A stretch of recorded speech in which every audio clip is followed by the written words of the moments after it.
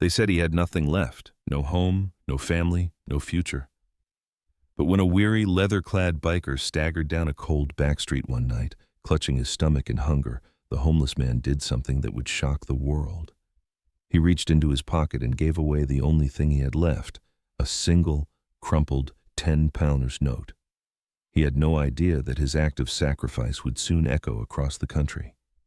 By sunrise, the roar of 300 motorcycles would shake the ground beneath his feet, and every single one of them had come for him. Arthur Pendleton was a man most people didn't notice anymore. In his late 60s, with a beard gone gray and clothes that smelled faintly of smoke and rain, he blended into the background of the city like a forgotten shadow. He hadn't always been this way. Years ago, Arthur had been a skilled joiner, the kind of man who could build a home with his bare hands. But a string of tragedies, his wife's illness, the mounting debt from private care, the repossession of his house, had swept everything away. Now, the city pavement was his bed, the abandoned ginnels his shelter. Still, he carried himself with a quiet dignity. His eyes, though tired, held a kind of calm strength. On most days, he kept to himself, gathering spare change and recycling bottles, or relying on odd kindnesses from strangers. Tonight, however, would be different. Tonight, fate would test the last thing he had left to give. The city, a sprawling industrial hub in the north of England, was unusually quiet. Arthur was sitting against the wall of a shuttered-up shop, rubbing his hands together against the biting cold when he heard the faint rumble of a motorcycle cutting through the silence. It wasn't unusual. Bikers often passed through this part of town. But what startled Arthur was a sudden clank of metal, followed by a cough and the sputter of an engine dying. A man staggered into the back street. He was big, broad-shouldered, wearing a black leather vest with patches stitched into it, emblems that told Arthur this man belonged to a formidable motorcycle club, the Steel Riders MC. But this biker wasn't walking with confidence. His steps were shaky, his eyes dull with exhaustion. He clutched his stomach as though hunger itself was eating him from the inside. When his gaze fell on Arthur, the biker froze, then slowly shook his head. "Don't worry, old-timer. I'm not here to bother you." His voice was gravelly but weak, betraying his condition. He slid down against the wall opposite Arthur, breathing heavily. Arthur studied him. The man looked fierce on the outside, tattoos curling up his arms, scars marking his face. But right now he looked broken, hungry, alone. Arthur reached into his pocket. He knew exactly what was inside, a single crumpled 10-pounder note, a tenner. He had saved it for tomorrow, planning to buy a hot meal from the Greasy Spoon Cafe down the street. That note was the difference between an empty stomach and a scrap of warmth in his body. For a moment he hesitated. His mind whispered, "This is all you've got. If you give it away, you'll have nothing." But then he looked at the biker again. His lips were dry, his eyes sunken. The man looked like he hadn't eaten in days. Without a word, Arthur pulled out the note and stretched his hand across the gap between them. "Here," he said simply. "Get yourself something to eat." The biker's eyes widened. He stared at the tenner like it was impossible, like it had come from another world. "Are you for real, mate?" he asked, his voice breaking. Arthur nodded. "Looks like you need it more than I do." For a long moment, the biker didn't move. Then, with trembling fingers, he took the note.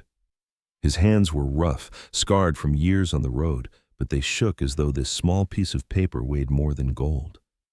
"Why would you do this?" he whispered. Arthur shrugged. "Because it's the right thing to do." The biker's throat tightened.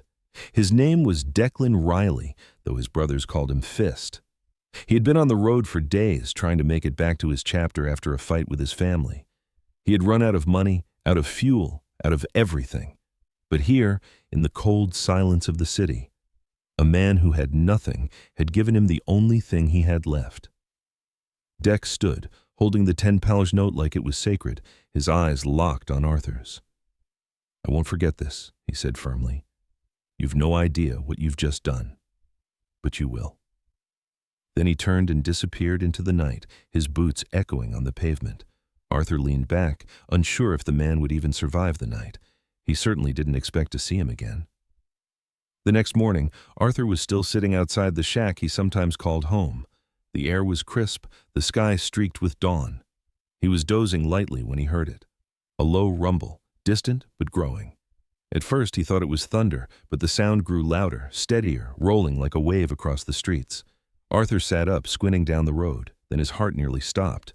Motorcycles, dozens of them, hundreds. The entire street filled with chrome and steel, with black leather and roaring engines. 300 bikers, all of them pulling up one after another until the very ground trembled beneath their wheels. At the front of the line, Deck sat on his rebuilt bike, staring straight at Arthur with a look of fierce pride. Arthur could hardly breathe. He thought for a terrifying moment that this was the end, that maybe he had offended Deck somehow, and now the entire club had come for revenge. But then Deck stepped forward, pulling off his helmet. The other bikers followed suit, revealing faces toughened by years on the road. Deck walked straight to Arthur and held out his hand. "Brothers," he said loudly, his voice carrying over the growl of engines.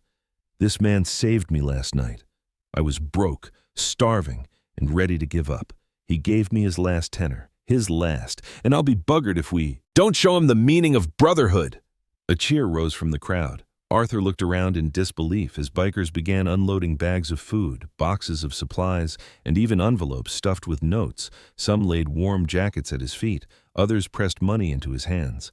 Arthur tried to speak, but his throat closed up. "You didn't have to," he started, but Deck cut him off, gripping his shoulder. "You gave when you had nothing. That's the greatest gift of all. Now it's our turn." Over the next hour, Arthur's world transformed. He went from having nothing to being surrounded by food, clothes, money, and more importantly, people who saw him, who treated him like family. One biker even made calls to arrange housing. Another offered him steady work fixing up their bikes, knowing Arthur's background as a joiner and odd job man. For the first time in years, Arthur felt something he thought he had lost forever: hope. News of the event spread quickly. Passers-by recorded videos of the 300 bikers lining the street, all rallying around one homeless man. Social media lit up with the story of the 10-pound miracle, and Arthur's quiet act of kindness became a nationwide inspiration. Reporters came, organizations reached out, but Arthur remained humble.